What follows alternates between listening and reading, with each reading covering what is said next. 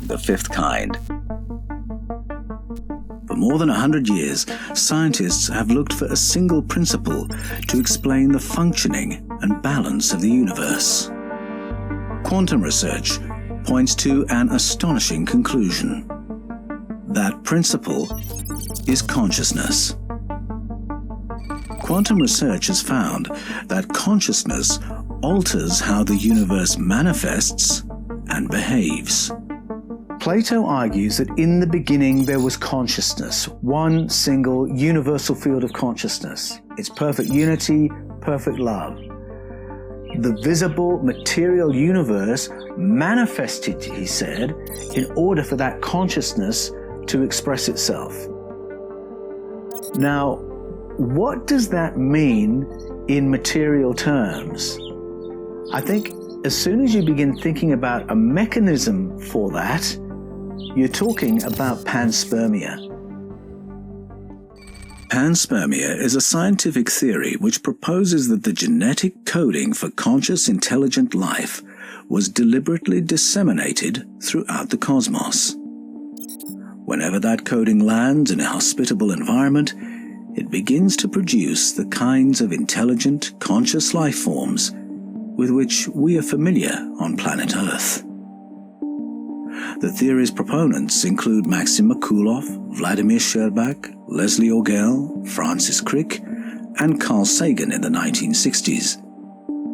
All have argued strongly for this theory, and in the case of Merkulov and Sherbak, have produced solid data to support it. By the landing of probes on comets, the European Space Agency has spent more than $80 billion testing the theory. Is planet Earth a vehicle for conscious life? As human beings, what levels of consciousness are we capable of? In the late 19th century, a new generation of esoteric writers began exploring the concept of the Akashic record. The word Akasha is a Sanskrit word meaning space or ether. Russian philosopher Helena Petrovna Blavatsky described Akasha as an all-pervading life force with the imprint of all human thought and action encoded within it. Alfred Percy Sinnett and Henry Steele Olcott drew on Buddhist ideas and concepts to develop the idea further. In 1889, Charles Webster Leadbeater put forward the idea that in the right state of consciousness, the Akashic record could be read. These theosophical writers began to put forward the idea that an Akashic record of all human activity can be found in the unifying web of space-time, which they called the etheric plane. Ancient religions, mystical and shamanic traditions also speak of a metaphysical record of the human story. Islam speaks of the preserved tablet. Christianity speaks of the Lamb's Book of Life. In the Hebrew Scriptures, the psalmist writes that all our days are written in the Book of God. These 19th century philosophers and researchers began to ask if these religious concepts might be a description of a real-world phenomenon open to a more scientific approach. In other words, was this metaphysical archive referred to by Christianity, Judaism, and Islam a closed book, accessible only to esoteric elites and priesthoods? Or was it a reality built into the fabric of the universe and accessible to any who know how? Is it possible that the Akashic record might be a natural property of the universe, and that it holds a precise record of human life ready to be accessed, whether by appropriate tools or an amenable state of consciousness? But what might be the mechanism of such an archive of conscious experience? I grew up in a pre-digital age, and so when you wanted to record sound or pictures, you would use magnetic tape. And that technology was all about creating interference patterns in the electromagnetic field of magnetized tape. And then another machine could come along and decode those interference patterns back into sound and images. Now, your body and my body each generates its own electromagnetic field. And every thought, every intention, every feeling, emotion, experience creates an alteration or an interference pattern in that electromagnetic field. Planet Earth has its own electromagnetic field, and every human body on the planet creates a minor adaptation or interference pattern in that electromagnetic field. Now, if we have been able to create machines that can decode interference patterns in magnetic fields back into sound and images, then might the interference patterns in planet Earth's electromagnetic field be a mechanism of record? Might our planet itself be the field in which human memory is contained? Early theosophical writers proposed that the Akashic record was encoded within the etheric plane. Some researchers today suggest that the unified field which connects all the space, energy, and matter of the universe may be the language of today's science for the etheric plane. Mystics and shamanic leaders have often found other language to explain their ability to download Akashic information. One such was Saint Seraphim of Sarov, a mystic who became renowned in 18th and 19th century Russia for his ability to read people and download precise information about them. People whom he had never met before, Seraphim would greet and give details about their lives and careers. On occasion, information about their health and any matter they had come to discuss. On one occasion, Seraphim told his visitor precisely how much he had spent on doctors trying to fix the condition he had now brought for healing. Seraphim's approach was one rooted in the Eastern discipline of hesychasm, a practice of prayer and inner stillness. In my book about Saint Seraphim of Sarov, My Dinner with Anton, I talk about a moment where Seraphim is in conversation with one of his counselees. And his counselee, Nicholas Motofilov, asks him, "Seraphim, how is it that you are so able to read a human being? You're so able to read the human heart?" And Seraphim said, "Well, when I start speaking, I don't know what's going to come out of my mouth. I simply submit my mind to the Spirit of God, and I say the first thing that comes into my mind, and I begin speaking, believing that the Spirit of God will guide me from there." Now, it wasn't just an in-the-moment skill, because his was a mind that was really well prepared through a discipline of silence. And yet, in that simple way, speaking the first thing and going from there, he was able to download phenomenally precise information about people time and time again. Just recently, somebody showed me this schematic, and I thought, oh my goodness, that so describes my career. And it's why, for instance, there was a time when I was working as a pastor and a personal coach, but Christmas was coming and I actually needed some cash. So I worked for a while at the mail sorting office on the night shift. Now, on the night shift, everybody's brainwaves are in a slightly different place, and it was fun working there. I was meeting people I'd never met before. We had our lunch break usually about 2 a.m, and so one morning we all went down into the canteen, and I thought, I'm going to sit on a different table today. I'm going to meet some new people. So I sat on a table with a number of young guys in their 20s, all having a rather boisterous, light-hearted conversation. And in the middle of that, they said to me, "And what do you do?" And somehow we got onto the topic of how sometimes a pastor or a coach may need to be able to read a person and make some intuitive leaps. And so one of the guys said, "Okay, do it on me."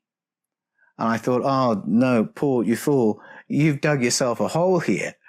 And so I said, no, it's not really something that you can just, play with or turn on like a switch. And he said, no, do it on me, he said, because we might never meet again, and I'm interested. And in that moment, I could see he was interested. He was sincere. And his sincerity pulled me into a different frame of mind. And I thought, I have to respond. And so I just allowed myself to look at him, and I began speaking what I believed I was perceiving. And I tried not to say too much because I didn't want to embarrass him, and I certainly didn't want to embarrass myself, but I just tried to focus on him and speak what was coming into my mind. Well, his jaw dropped as I did this, and then the bell rang, and we all had to leave and get back to our posts. Well, I saw him again the next day, and I was very relieved that he wasn't angry with me, because I went away thinking, what on earth did I just do? I have no idea if any of that was accurate or what just happened. But he came to me and he said, Paul, it was destiny that you sat on our table yesterday, because you were spot on, and you're absolutely right. I need to make some changes, so I'm actually serving my life purpose. That's what I need to be doing. Thank you so much. And I thought, my goodness, how did that happen? And it made me reflect on what some people call the Akashic record, this field of information that is beyond ourselves that we can sometimes draw upon. I'd heard it spoken of in terms that made it sound like the Akashic record was very vague, very remote. Maybe if you're lucky, if you're a shaman or a psychic or a clairvoyant, you can get some information from there, but it's not for ordinary folk. In that moment, I found that in the right frame of mind, yes, we can access that information. And it was in a moment when I had stilled myself and put myself in a place of wanting to help the other person. And I wonder if that's one of the keys to it. Perhaps the Akashic record is not something to be toyed with or trivialized. Yet, many shamans, mystics, and storytellers attest that a playful heart, a loving intent, the desire to help, and a creative spirit are often the keys that open the doors to this transformational realm. But what is the dimension that holds this cosmic archive? Theosophists talk about the Akashic record being held in the etheric plane. Well, what if the etheric plane is what scientists today mean by the unified field? In that case, we're talking about the force that connects us all, that binds us together. Perhaps then the Akashic record isn't something impossibly distant. It's something that couldn't possibly be closer to us.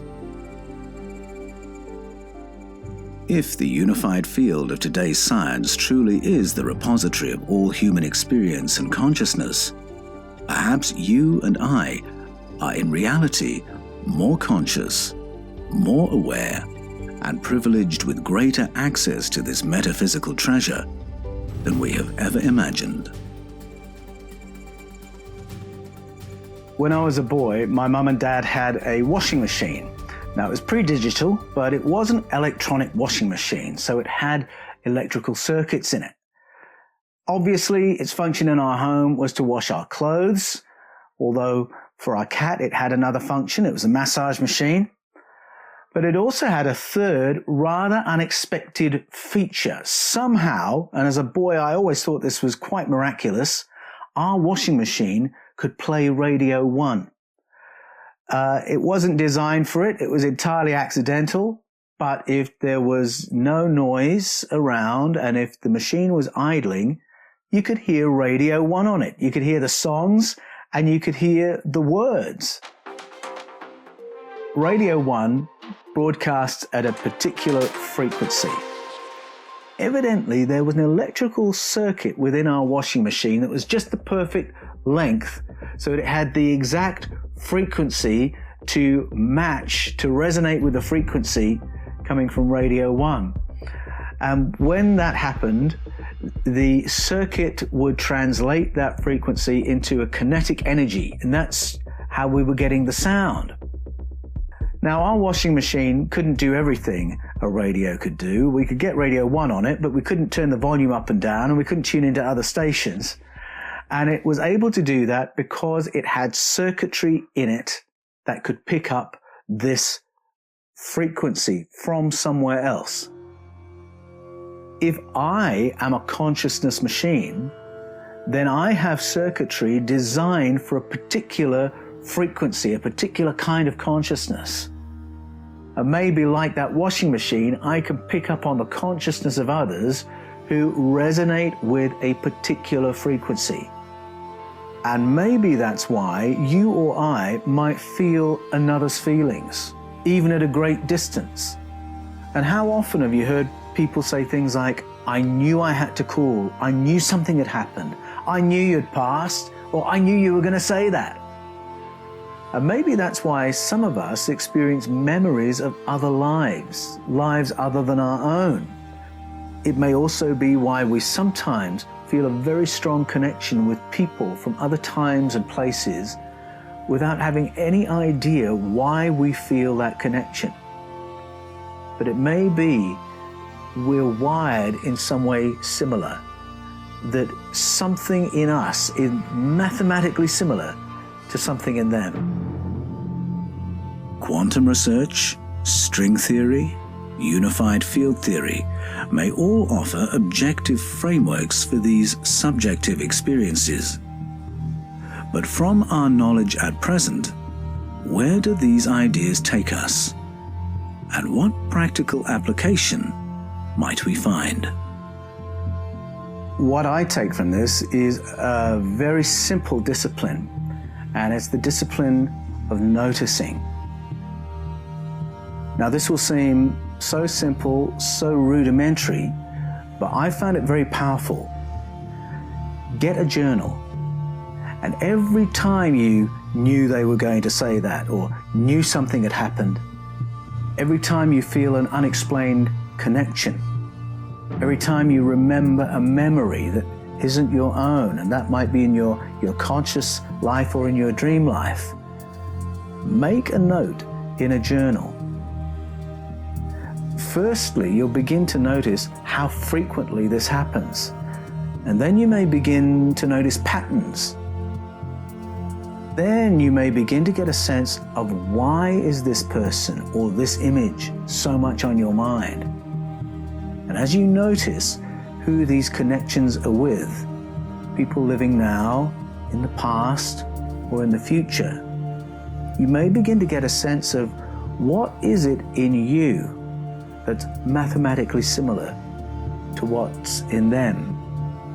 And in those patterns, you may begin to get a new glimpse of your place and your purpose in the universe. Thank you for watching The Fifth Kind TV. Remember to subscribe and click on the bell for notifications so that you never miss when we upload new content. For uncensored access to our full interviews and documentaries, go to fifthkind.tv. For more videos about paleo-contact and the wisdom of the world's ancestral narratives, go to the Paul Wallis channel, subscribe, and click on the bell. Thank you for watching The Fifth Kind TV.